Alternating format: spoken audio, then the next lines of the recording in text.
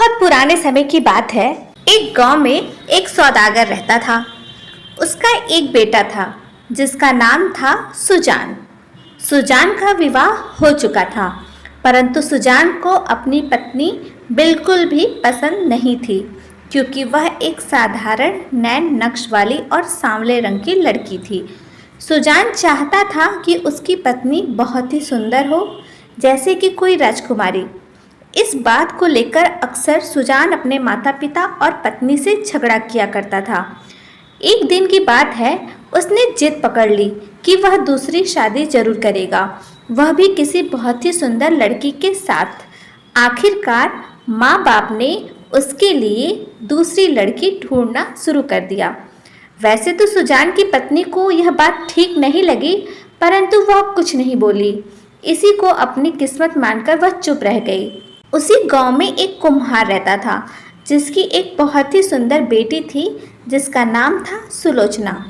सौदागर अपने बेटे की दूसरी शादी करवाने के लिए उस कुम्हार के घर रिश्ता लेकर गया। सौदागर जब कुम्हार के घर पर गया और उससे अपने बेटे की शादी की बात की। कुम्हार को पता चल गया कि सुजान पहले से ही शादीशुदा है, तो उसने रिश्ता करने से साफ मना कर दिया। सौदागर जानता था कि कुम्हार एक लालची आदमी है और साथ ही इसके घर में बहुत गरीबी है, इसे 2 वक्त की रोटी भी नहीं मिल पाती। तो सौदागर ने कहा, भाई, अगर तुम मेरे बेटे के साथ अपनी बेटी का ब्याह करवा दो तो मैं वादा करता हूँ कि तुम्हारे घर में अनाज की बाकी खर्चों के लिए मैं हर महीने तुम्हें 1000 अशर्फियाँ दूंगा। 1000 अशर्फियों का नाम सुनकर कुम्हार के मन में लालच आ गया। सोचने लगा, बिना मेहनत किए ही 1000 अशर्फियाँ हर महीने मिल जाएंगी तो मेरे वारे न्यारे हो जाएंगे। वह तुरंत रिश्ते के लिए मान गया। उसकी बेटी जिसका नाम सुलोचना था, वह भी अपने माता पिता की बात मानकर और यह सोचकर कि उसकी शादी से उसके परिवार का भला होगा, वह शादी के लिए सहमत हो गई। अब सुलोचना का विवाह सौदागर के बेटे के साथ हो गया। सुजान अपने लिए एक सुंदर पत्नी पाकर बहुत ही खुश था। कुछ समय बीता, सौदागर अब दोनों परिवारों का खर्च वहन कर रहा था, परंतु उसके व्यापार में जब उसे घाटा होने लगा तब उसके लिए दोनों परिवार का खर्च वहन करना बड़ा ही मुश्किल हो गया। धीरे धीरे सौदागर निर्धन होने लगा। एक दिन ऐसा भी आ गया जब उसे खुद रोटी के लाले पड़ गए। अब उसके बेटे सुजान को दोनों तरफ से गालियां मिलने लगी, क्योंकि उसकी जिद की वजह से यह नौबत आई थी। अब सुजान को भी चिंता होने लगी कि आखिरकार ऐसा कब तक चलेगा। दोनों पत्नियां अब उसे चुभने लगी। सुजान अब इस मुसीबत से बाहर आना चाहता था।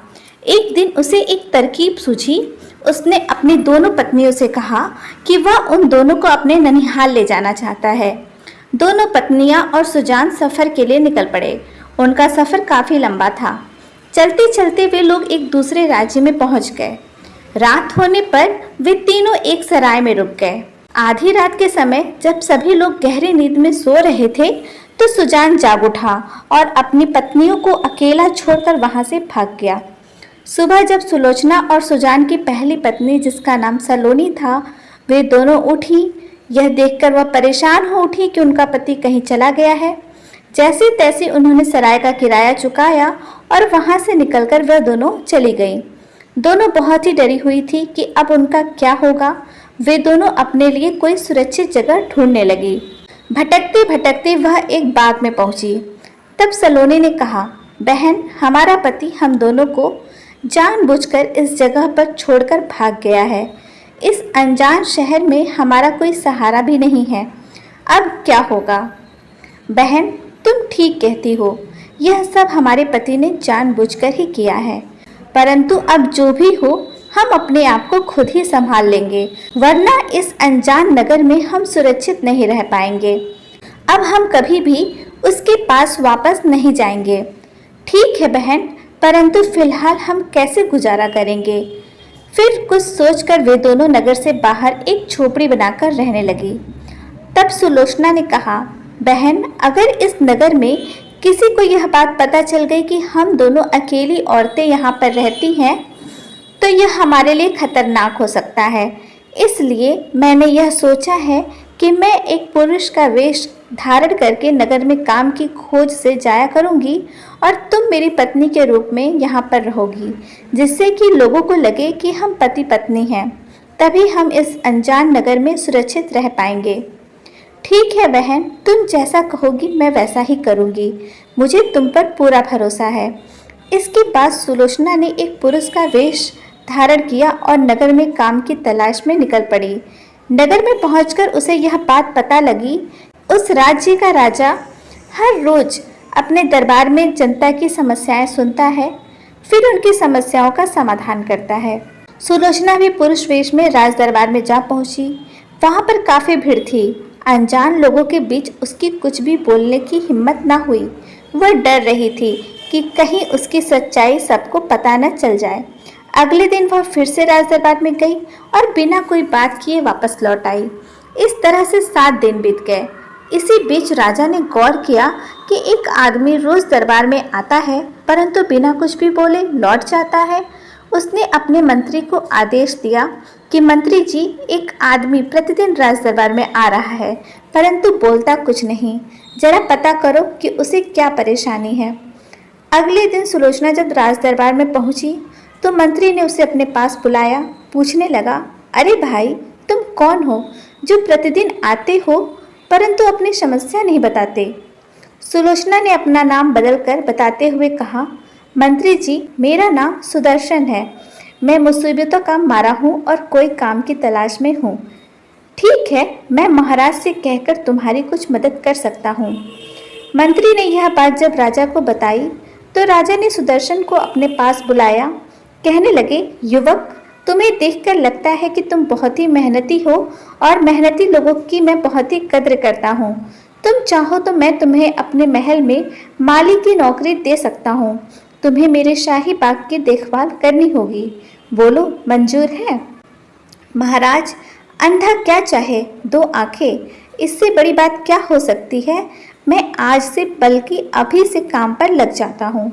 बहुत अच्छे, इस तरह पूरे जोश और मेहनत के साथ काम करना। उसी समय से सुलोचना महल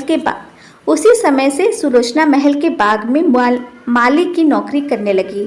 घर आकर उसने यह बात सलोनी को बताई तो वो दोनों बहुत ही खुश हो गए। उन्हें अब जीवन बिताने का साधन मिल गया था। धीरे धीरे कुछ दिन बीतते गए। सुलोचना बड़ी ही मेहनत से अपना काम करने लगी। बाग के पौधों का देखभाल करने लगी, पेड़ों को पानी देती। राजा सुलोचना के काम से बहुत खुश था। उसे कभी भी इस बात का संदेह नहीं हुआ कि वह एक औरत है। एक दिन की बात है, राजा अपने शाही बाग में सैर करने के लिए गया। बाग बहुत ही बड़ा था। घूमते घूमते राजा को थकावट महसूस हुई तो वह एक पेड़ के नीचे आराम करने के लिए बैठ गया। गर्मियों के दिन थे और ठंडी ठंडी हवा चल रही थी, सो राजा को पता ही न चला कब उसकी आंख लग गई। तभी एक घटना हुई कि एक सांप जो उसी पेड़ की जड़ में रहता था, वह बिल से बाहर निकल कर आया और सोए हुए राजा की ओर बढ़ने लगा। वह सांप राजा को डस लेता उससे पहले सुलोचना, जो मालिक का काम कर रही थी, वहां पर पहुंची और सांप को देखकर चिल्लाई। उसने एक लकड़ी ली और सांप को उठाकर राजा से दूर फेंक दिया। आवाज़ होने से राजा की नींद टूटी। उसने देखा कि सुलोचना ने एक सांप से उसकी जान बचा ली। राजा ने पहले तो उसे धन्यवाद दिया और फिर बोला, नौजवान माली, आज तुम्हारे कारण मेरी जान बच गई है। यह तुम्हारा उपकार मैं कभी नहीं भूलूंगा। इसके बदले में तुम जो चाहो मुझसे मांग लो। मैं वचन देता हूँ, जो भी तुम मांगोगे मैं दूंगा। महाराज, यह तो मेरे जैसे कर्मचारी का कर्तव्य है कि वह अपने राजा की रक्षा करे। मुझे इसके बदले में कुछ नहीं चाहिए। आपने तो पहले ही मुझे अपना सेवक बनाकर मेरे जीवन यापन का साधन दे दिया है। ठीक है, तुम अभी नहीं मांगते तो कोई बात नहीं, परंतु जीवन में कभी भी आवश्यकता पड़े तो मेरे पास आने से हिचकिचाना मत। ठीक है महाराज, जैसी आपकी इच्छा। इस घटना के बाद राजा के मन में सुलोचना के प्रति सम्मान और भी ज़्यादा बढ़ गया। उसने सुलोचना को एक बहादुर पुरुष समझते हुए उसे मालिक के काम से हटाकर महल का पहरेदार बना दिया। उसकी तनख्वाह भी बढ़ा दी गई। अब सुलोचना का काम महल के बाकी पहरेदार के साथ मिलकर पहरा देना था। उसे यह काम ज़्यादा पसंद तो नहीं था, परंतु राजा के आदेश को वह टाल भी नहीं सकती थी। इसलिए वह महल की पहरेदारी का काम करने लगी। घर आकर उसने सलोनी को पूरी बात बताई। अगले दिन से सुलोचना राजा के महल में रात को पहरे पर तैनात कर दी गई। सुलोचना पहरेदार के रूप में भी अपना काम पूरी मेहनत और ईमानदारी से करने लगी। राजा अक्सर सोने से पहले महल का एक चक्कर लगाया करता था। वह देखता था कि सभी पहरेदार अपना काम ठीक से कर रहे हैं या नहीं। उसे यह देखकर बड़ी ही संतुष्टि होती कि सुदर्शन यानी सुलोचना अपने काम को पूरी तरह से मुस्तैदी से कर रहा था। एक रात की बात है, जब पूरा राजमहल सो रहा था परंतु सभी पहरेदार पहरा दे रहे थे। सुलोचना महल की छत पर पहरा दे रही थी कि तभी उसे एक परछाई छत पर दिखाई दी। यह कोई पुरुष था। घना अंधेरा होने के कारण ठीक से दिखाई नहीं दे रहा था कि कौन है। सुलोचना को शक हुआ कि हो न हो यह कोई चोर या लुटेरा है जो महल में चोरी करने के इरादे से आया है। सुलोचना जोर से चिल्लाते हुए उसकी ओर भागी। सुलोचना की आवाज़ सुनकर बाकी पहरेदार भी वहां पर आ गए। इससे पहले कि वह चोर भाग पाता, सभी पहरेदार ने मिलकर उसे पकड़ लिया और उस चोर को कारागार में डाल दिया गया। रात के अंधेरे में सुलोचना उस चोर को ठीक से देख भी नहीं पाई थी। अगली सुबह जब राजा को पूरी घटना का पता चला तो उसने पकड़े गए चोर को अपने सामने पेश करने का हुक्म दिया। चोर को लाकर राज दरबार में पेश किया गया।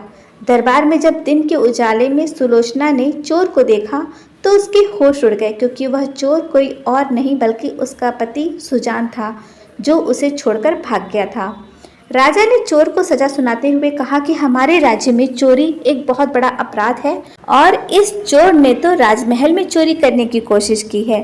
इस तरह से यह एक राजद्रोही है, इसलिए इस चोर को कठोर से कठोर दंड दिया जाएगा। मैं इस चोर को मृत्यु दंड देने की घोषणा करता हूँ। यह सुनकर चोर के साथ साथ सुलोचना भी डर गई। वैसे तो अब वह अपने पति से कोई प्रेम नहीं करती थी, परंतु वह उसे मरता हुआ भी नहीं देख सकती थी। राजा ने कहा, आज से ठीक 3 दिन के बाद इस चोर को फांसी पर लटका दिया जाएगा। इसके बाद चोर को वापस कारागार में डाल दिया गया। राजा ने सुलोचना की तारीफ करते हुए कहा, पहरेदार सुदर्शन, हम एक बार फिर से तुम्हारे आभारी हैं। तुमने एक बार पहले हमारे प्राणों की रक्षा की थी और आज भी महल में चोरी होने से बचा लिए। हम तुम्हारी बहादुरी और ईमानदारी पर बहुत ही खुश हैं और इसलिए इनाम में तुम्हें 1000 अशर्फियाँ देना चाहते हैं। उसी दिन शाम के समय पहरेदार सुलोचना कारागार में चोर से मिलने गई, क्योंकि वह अपने पति को पहचान चुकी थी। वह जानना चाहती थी कि आखिर उसका पति एक चोर कैसे बन गया। जब वह कारागार में पहुंची तो किसी ने भी उसे चोर से मिलने से नहीं रोका। सुलोचना ने कारागार के बाकी पहरेदारों को वहां से चले जाने को कहा। वे सब वहां से चले गए, क्योंकि वे सब जानते थे कि वो महाराज का खास आदमी है। जब वह कारागार में कैदी के पास गई तो सुजान उसे पहचान नहीं पाया कि वह उसकी पत्नी है, बल्कि वह उसे एक पहरेदार ही समझ रहा था। जब सुलोचना ने उससे पूछा कि मुझे बताओ कि तुमने चोरी करना क्यों शुरू किया, तब सुजान ने कहा, तुम्हें इन बातों से क्या मतलब है, मैं तुम्हें क्यों बताऊं। उस समय सुलोचना ने उसे बताया कि वह पहरेदार के रूप में उसकी पत्नी है। सच्चाई जानकर सुजान डर गया। उसने कभी भी सोचा नहीं था कि वह एक चोर के रूप में अपनी पत्नी के सामने आएगा। सुलोचना के बार बार पूछने पर वह चोरियां क्यों करने लगा, तब सुजान की आंखों में आंसू छलक उठे। वह कहने लगा, सुलोचना, मुझे जो मृत्युदंड मिल रहा है वह मेरे कर्मों का फल है। मैंने तुम दोनों औरतों के साथ जो भी किया उसी की वजह से मैं आज इस हालात में पहुंचा हूं। जब मैं तुम दोनों को अकेला छोड़कर वापस अपने गांव में गया तो मेरे परिवार को जब यह पता चला कि मैंने तुम दोनों के साथ ऐसा किया है तो मुझे घर से निकाल दिया गया। घर से ही नहीं, मुझे गांव से निकाल दिया गया। मैं वहां से भागा तो खाने के लिए कुछ भी नहीं था। मैंने छोटी मोटी चोरियां शुरू कर दी और धीरे धीरे मैं एक पेशेवर चोर बन गया। लेकिन मुझे आज अपने किए पर बहुत ही पछतावा है, परंतु एक बात की संतुष्टि है कि मरने से पहले मैं तुमसे माफ़ी मांग सकता हूँ। और भी अच्छा होता अगर मैं सलोनी से भी माफ़ी मांग सकता, परंतु कोई बात नहीं। मेरी तरफ से तुम सलोनी को कहना कि वह मुझ अभागे को माफ़ कर दे। अपनी बात को कहते कहते सुजान रोने लगा। सुलोचना को भी लगा कि सुजान को अपनी करनी पर पछतावा हो रहा है। उसके मन में सुजान के लिए सहानुभूति प्रकट होने लगी। तब उसने सुजान से कहा कि अगर तुम्हें अपने किए पर पछतावा है तो मैं तुम्हें मृत्युदंड से बचा सकती हूँ। इतना कहकर सुलोचना वहां से चली गई। सुबह के समय सुलोचना राजा से मिलने के लिए महल में गई। तब राजा अपने कमरे में अकेले ही थे। सुलोचना राजा की आज्ञा पाकर कमरे में आई। राजा ने कहा, कहो पहरेदार सुदर्शन, ऐसा कौन सा विशेष कारण था जो तुम हमसे मिलने के लिए यहाँ तक चले आए? बताओ, तुम्हें मुझसे क्या काम है? महाराज, आपको याद है मैंने जब आपको सांप से आपकी जान बचाई थी तो आपने मुझे वचन दिया था कि जब भी मैं कुछ आपसे मांगूंगा तो आप अवश्य ही मेरी मांग को पूरी करेंगे। हाँ, हमें अच्छी तरह से याद है। बताओ तुम्हें क्या चाहिए? मैं अपना वचन अवश्य पूरा करूंगा। तुम्हें जो भी चाहिए मुझे बताओ। हीरे मोती, सोना चांदी या कोई गांव तुम्हें इनाम में मैं दे दूंगा। नहीं महाराज, मुझे इन सब की जरूरत नहीं। मुझे सिर्फ आपके कारागार में जो कैदी है उस चोर की आज़ादी चाहिए। उसे मृत्यु दंड ना देकर आज़ाद कर दिया जाए, क्योंकि यही मेरा इनाम है। यह तुम क्या कर रहे हो? भला उस चोर को रिहा करके तुम्हें क्या मिलेगा? महाराज, सच्चाई यह है कि मैं एक पुरुष नहीं बल्कि एक स्त्री हूँ। इसके बाद वह कहने लगी, महाराज, मैं भाग्य की सताई हुई एक औरत हूँ जिसके पति ने उसे छोड़ दिया था। फिर उसने अपनी सारी कहानी राजा को कह सुनाई। सुलोचना की दुख भरी कहानी सुनकर राजा को उससे बहुत हमदर्दी हुई। राजा ने कहा, सुलोचना, सचमुच तुम्हारी आप बीती बहुत ही कष्टदायक है, परंतु हम तुम्हारी बहादुरी और हिम्मत की दाग भी देते हैं। वैसे तो एक चोर को हम छोड़ नहीं सकते, परंतु क्योंकि हमने तुम्हें एक वचन दिया है और वह तुम्हारा पति है, इसलिए हम उसे रिहा कर देते हैं। फिर राजा ने असरफियों से भरी हुई थैली सुलोचना को देते हुए कहा कि इस थैली में 10,000 असरफियाँ और हीरे जवाहरात हैं। तुम यह सब ले लो और अपने पति के साथ इस राज्य से लौटकर अपने गांव चली जाओ। वहां जाकर अपने पति के साथ एक नया जीवन शुरू करो। और इसके बाद दोनों औरतें सुलोचना और सलोनी वापस अपने गांव लौट गई। तो दोस्तों, यह थी आज की कहानी। कैसी लगी जरूर बताइएगा। चैनल पर नए हैं तो सब्सक्राइब करना बिल्कुल भी ना भूलिएगा। धन्यवाद।